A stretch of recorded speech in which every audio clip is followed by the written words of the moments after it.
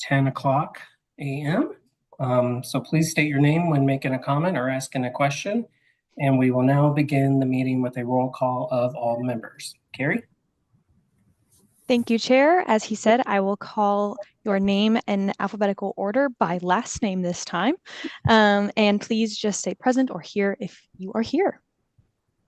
Shahida Boss, City of Glendale. Yes, present. Thank you. Grant Anderson, Town of Youngtown. Here.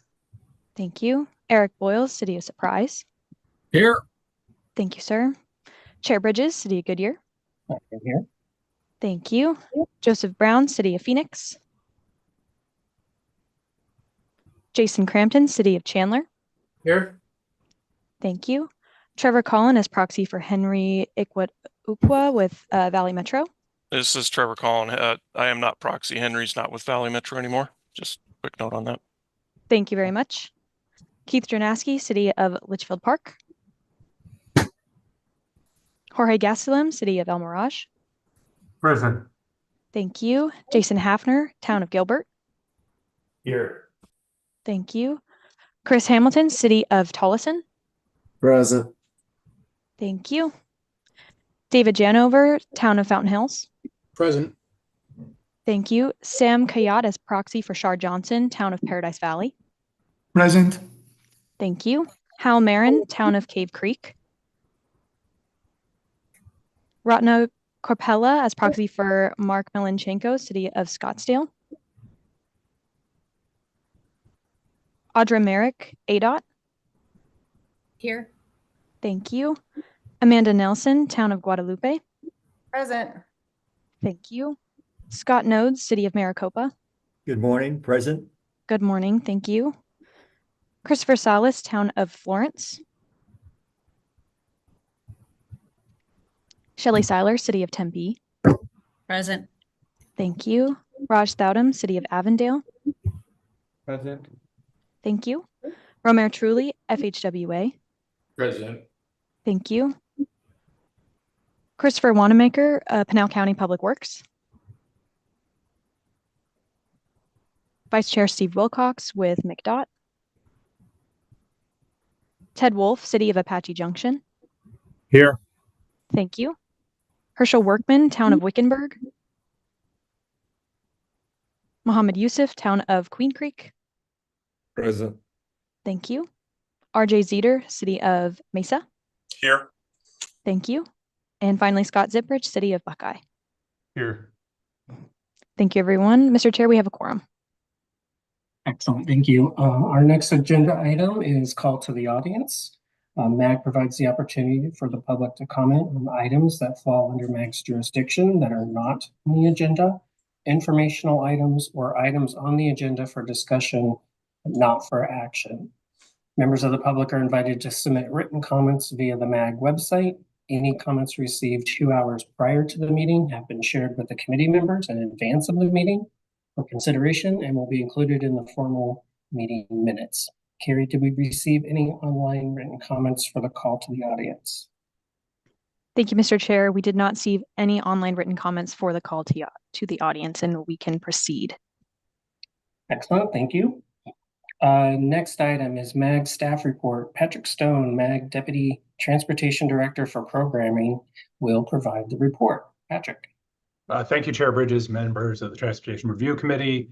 As noted, I am now providing the staff report for the Transportation Review Committee. Due to some reorganizations here at MAG, I will now be working with the TRC, but did want to acknowledge all the work Tim Stroh did in providing support to the committee.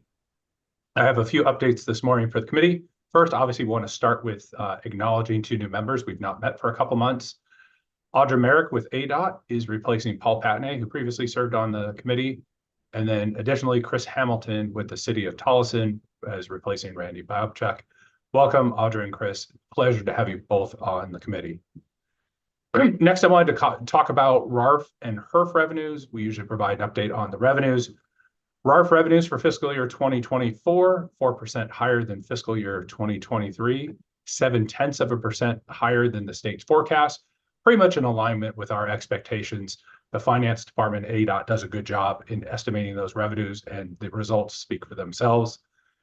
Next, HERF actuals for July. So we're looking at the month of July. We're 1.4% higher than the previous year, well within the state's estimate. And for fiscal year 2024, HERF revenues collected were 2% higher than the state's estimate. Next, a reminder to the committee, we do have 2 current calls for projects out. The first is fiscal year 2025 Traffic Signal Optimization Program, or TSOP. Those applications are due into MAG this coming Monday, the 26th at noon.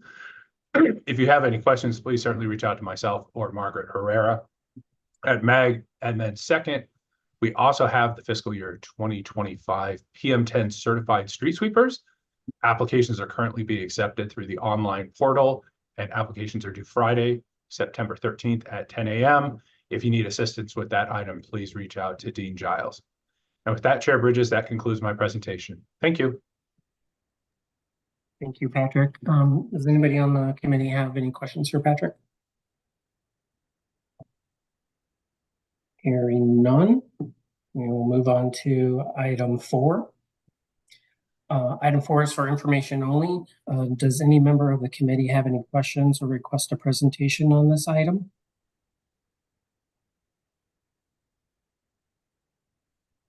Hearing none. Next agenda item number 5, approval of the consent agenda. Items 5A through 5B are on the consent agenda. Does any member of the committee have questions or request a presentation of any of these items?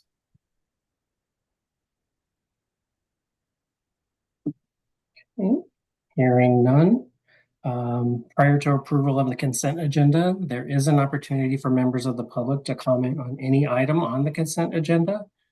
Carrie, have we received any online written comments for this item? Thank you, Mr. Chair. We have not received any written comments for this item. Great, thank you. As such, is there a motion to approve consent items 5A through 5B? Anderson, Youngtown, I approve the consent I move to approve the consent agenda. Thank you, Grant. Do I have a second? Mohammed. Jason Hafner. Second. I think Mohammed got you first, Jason. So I have a first and a second. We will have those participating in the meeting now take part of the voice vote by turning on their cameras and unmuting their audio. We need to see the faces of everyone to participate in the voice vote. For those who cannot or do not want to turn on their cameras, staff will conduct a roll call vote. Staff will only call on those virtual participants who did not turn on their cameras. So members, please leave your cameras on until after the roll call vote so that staff can count the people's names whose cameras are not on. Can I have a voice vote? Those in favor say aye. Aye. Aye. Any opposed say nay. Okay, hearing none. Terry? Thank you, Chair. Keith Dranaski with Litchfield Park. Aye. Thank you. And that was everybody, Chair. All right, so motion passes. Thank you. All right, moving on to item number 6, group items on the agenda for recommended approval, and will be presented by Amy St. Peter, MAG Deputy Executive Director. Amy. Thank you very much, Mr. Chairman and members of the committee. Can we go to the next slide, please? It's my pleasure to introduce you to our new Title VI and Environmental Justice Plan. This presentation will include some basic information about both Title VI and environmental justice, and we'll go into a bit of detail about what is included in the plan. Next slide, please. Thank you. So the plan truly does cover both Title VI and environmental justice. Of course, both of these pieces of both bodies of work really do align very nicely with each other, but there are some differences as well, although there is considerable overlap. So with Title VI, it is focused on race, color, and national origin as a target population in question or communities of concern. Environmental justice also touches on that, but also includes the basis of income. So particularly looking at people with low incomes, both of these areas are very much focused on ensuring that people have full and equal access to our planning process here at MAG that is required of any agency that receives any kind of federal funding. And we are in full compliance with both. Next slide, please. So first we'll go into a little bit of detail about Title VI, followed by a bit of detail about environmental justice. And with Title VI, it is from the Civil Rights Act of 1964. This is not a new requirement. It's been in place for decades. And it is focused on ensuring that people receive equal benefit and do not shoulder a disproportionate burden as a result of any kind of action taken with funding from the federal government. It's confused sometimes between equality and equity. So this graphic kind of demonstrates that visually. If we're giving everybody exactly the same thing, that might be equal, but it's not necessarily equitable. We might also think about this not just in terms of boxes and looking over a fence, but in terms of having a meeting that is open to the public, everyone can attend. But if it's not close to a transit route, for example, then people with lower incomes who are dependent on transit might not have access to that meeting if it's only in person. Also, if you're handing out materials, anyone can take those materials, but if they're only available, say, in English, and you're in an area that heavily speaks Spanish as their first language, then people don't really have access to that information. Also, if it's only in a hard copy written format without Braille, then people with visual impairments cannot access that information either. So Title VI really is thinking about more broadly and starting where people are, and then making sure that you can deliver to them the information that they need in order to fully participate in whatever activity you have underway that's funded with federal dollars. Next slide, please. So our Title VI implementation plan then is like our operations manual. It includes a who, what, where, when, why, and how we're going to comply with Title VI regulations. And so this offers a bit of detail, and we'll next cover the elements that are within this plan. This is updated every single year. And as such, it helps us to be really current on what are the emerging best practices and how can we further refine our approach to Title VI, fully complying always with the letter, but also with the spirit of that law as well. Next slide, please. So these are the required elements that are within the plan. We cover every single one of these required elements. Some are more detailed than others. Only one doesn't necessarily really apply to us, and that is number 8, committee membership.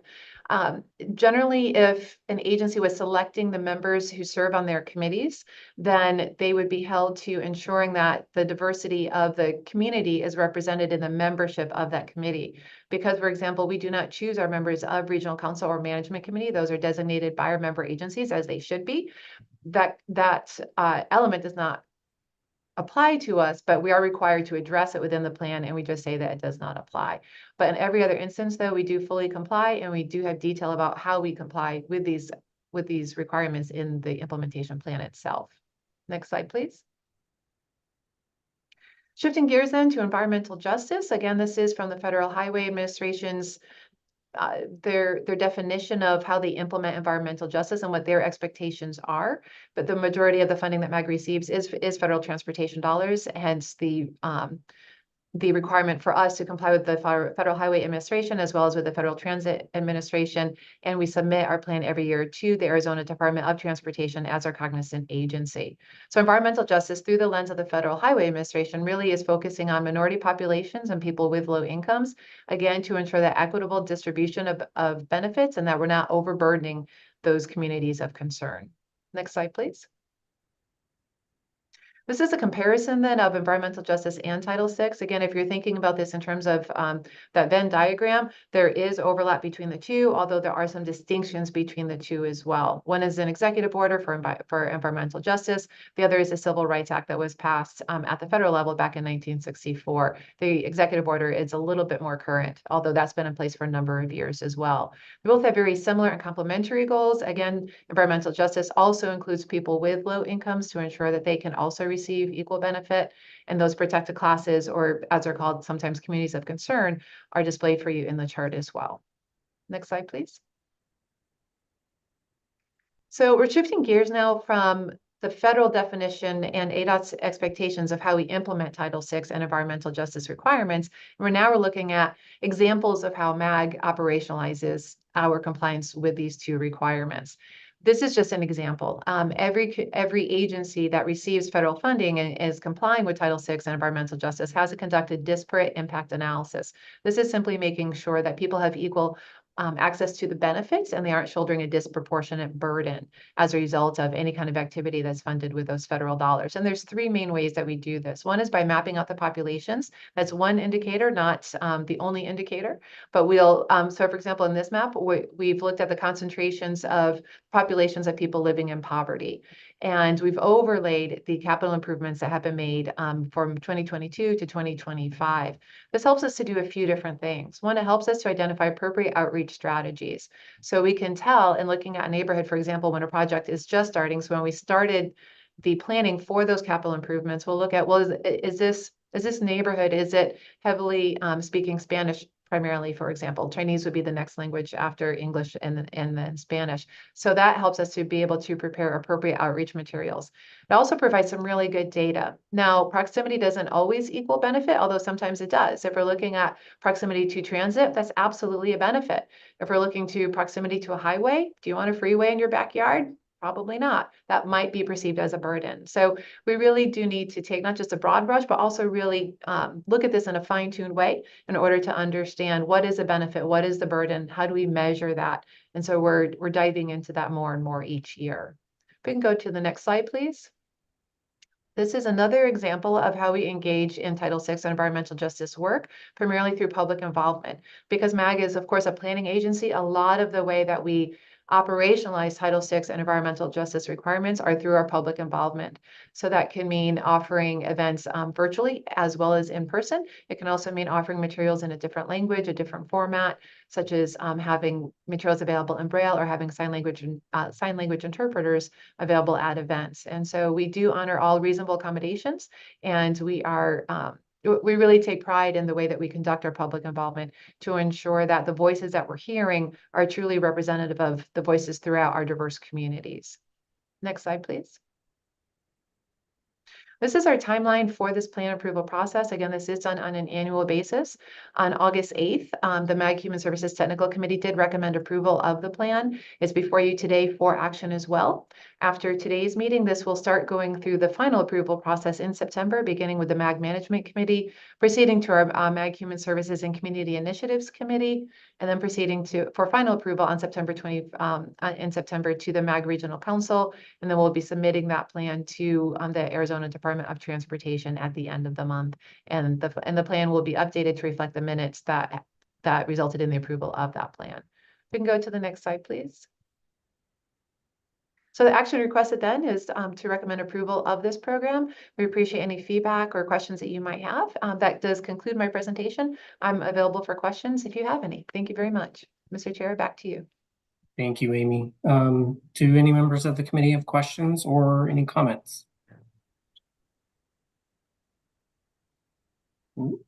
Hearing none, prior to voting, there is an opportunity for members of the public to comment.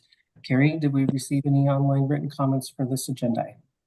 Thank you, Mr. Chair. We have not received any online written comments for this item. Thank you. As such, is there a motion to recommend approval? So moved. Second. And that was RJ? Yes. Yes. Great, thank you. So we have a motion and a second.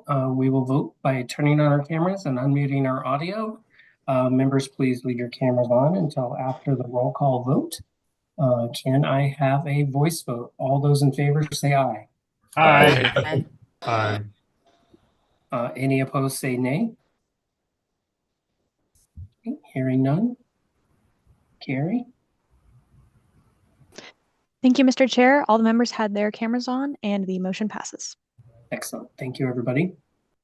All right, moving on to the next item. Agenda item number 7. This item is on the agenda for recommended approval and will be presented by Steph Stearns, MAG Transportation Analyst 3.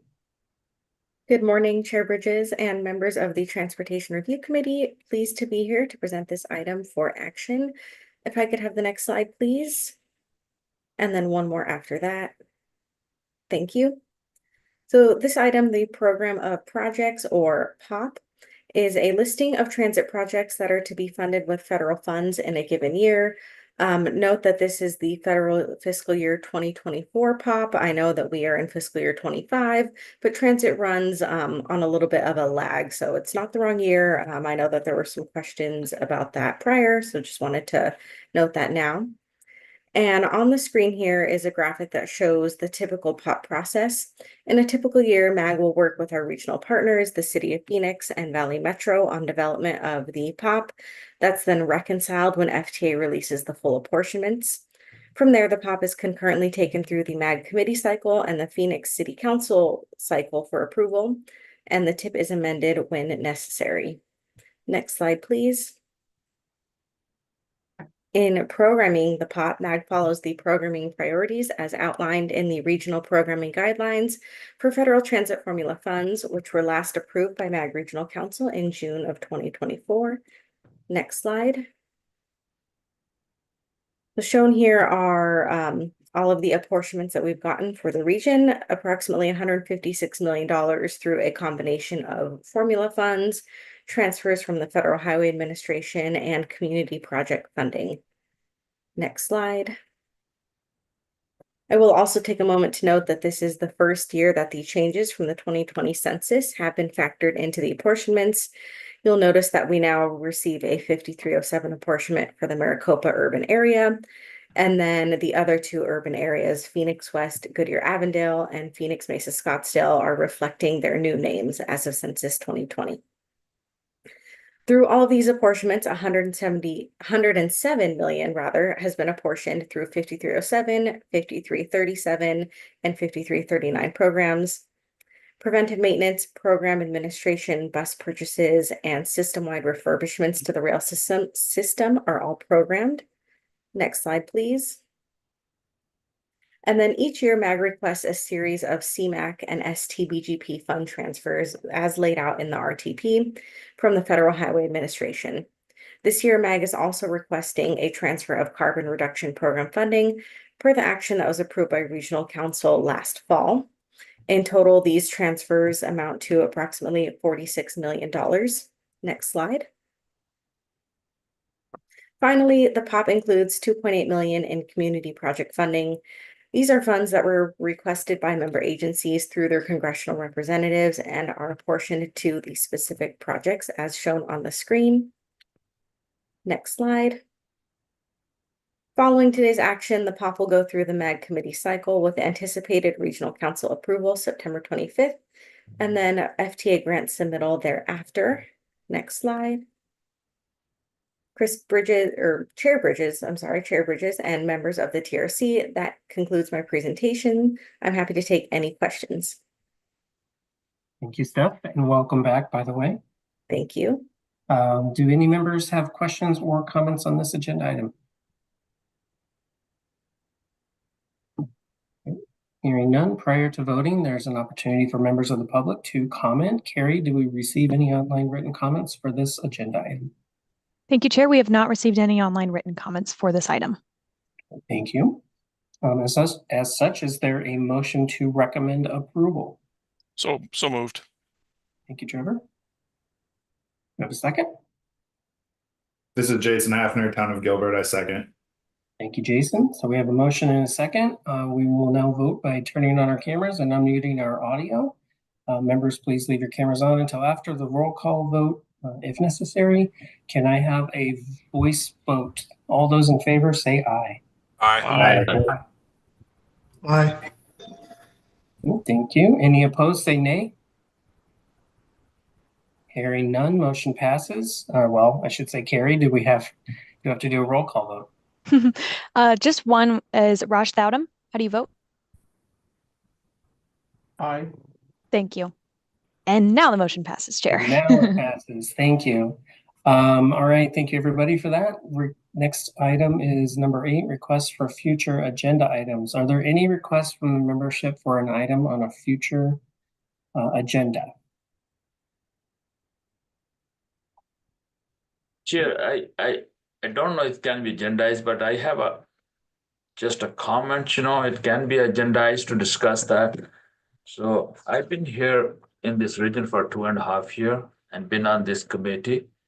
I really do not know what are my peers, who are the peers here. I sit here, vote, and go back, unable to build any relationship or cooperative relationship, barring few. I think it's a time we should have in-person meeting. I personally feel that's more useful. At least we can have a more meaningful discussion and know each other and be a club.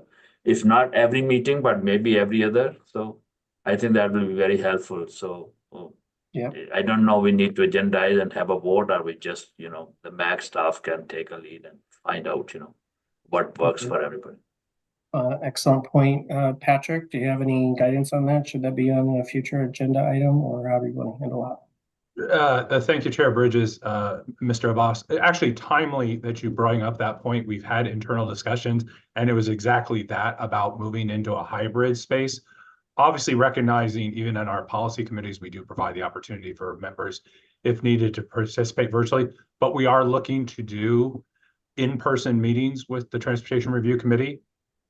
Most likely, we'll kind of reach out to the membership to get a feeling for what types of meeting frequency, to Mr. Abbas's point, just how often, do we have that option for every meeting? Do we do it every, quarterly? We'll certainly reach out to the membership and get that feedback. But the intent was in the next couple of meetings to start moving to some measure of a hybrid meeting. Okay, great. Thank you, Patrick. And so I guess you'll poll everybody. We'll kind of figure it out and go from there. Exactly, Chair. Okay, great. Thank you. Thank you. Any other potential future agenda items or questions?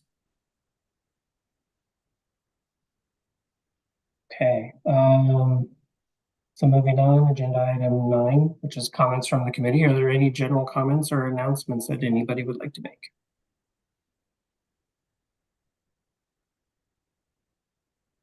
Okay, hearing none.